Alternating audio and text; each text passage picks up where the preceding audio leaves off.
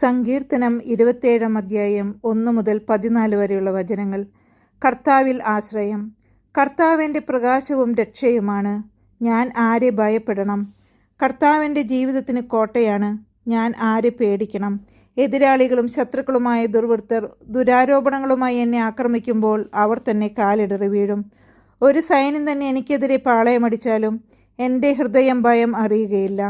എനിക്കെതിരെ യുദ്ധമുണ്ടായാലും ഞാൻ ആത്മധൈര്യം വെടിയുകയില്ല.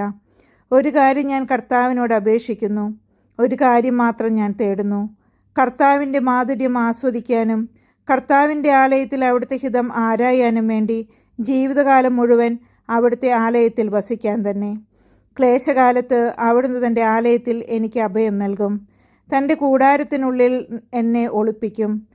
എന്നെ ഉയർന്ന പാറമേൽ നിർത്തും. എന്നെ വലയം ചെയ്യുന്ന ശത്രുക്കളുടെ മുകളിൽ എൻ്റെ ശിരസ് ഉയർന്നു നിൽക്കും.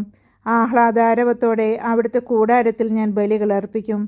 ഞാൻ വാദ്യഘോഷത്തോടെ കർത്താവിനെ സ്തുതിക്കും. കർത്താവെ, ഞാൻ ഉച്ചത്തിൽ വിളിച്ചപേക്ഷിക്കുമ്പോൾ അവിടുന്ന് കേൾക്കണമേ. കാരുണ്യപൂർവ്വം എനിക്ക് ഉത്തരമരുളണമേ. എൻ്റെ മുഖം തേടുവിൻ എന്ന് അവിടുന്ന് കൽപ്പിച്ചു.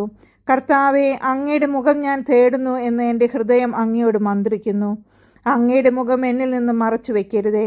എൻ്റെ സഹായകനായ ദൈവമേ, അങ്ങയുടെ ദാസനെ കോപത്തോടെ തള്ളിക്കളയരുതേ. എൻ്റെ രക്ഷകനായ ദൈവമേ, എന്നെ തിരസ്കരിക്കരുതേ. എന്നെ കൈവെടിയരുതേ. അപ്പനും അമ്മയും എന്നെ ഉപേക്ഷിച്ചാലും കർത്താവ് എന്നെ കൈക്കൊള്ളും. കർത്താവെ, അങ്ങയുടെ വഴി എനിക്ക് കാണിച്ചു തരണമേ. എനിക്ക് ശത്രുക്കളുള്ളതിനാൽ എന്നെ നിരപ്പായ വഴിയിലൂടെ നയിക്കണമേ. വൈരികളുടെ ഇഷ്ടത്തിന് എന്നെ വിട്ടുകൊടുക്കരുതേ. കള്ളസാക്ഷികൾ എനിക്കെതിരെ ഉയർന്നിരിക്കുന്നു. അവർ ക്രൂരത നിശ്വസിക്കുന്നു. ജീവിക്കുന്നവരുടെ ദേശത്ത് കർത്താവിൻ്റെ നന്മ കാണാമെന്ന് ഞാൻ വിശ്വസിക്കുന്നു. കർത്താവിൽ പ്രത്യാശയർപ്പിക്കുവിൻ. ദുർബലരാകാതെ ധൈര്യം അവലംബിക്കുവിൻ. കർത്താവിന് വേണ്ടി കാത്തിരിക്കുവിൻ.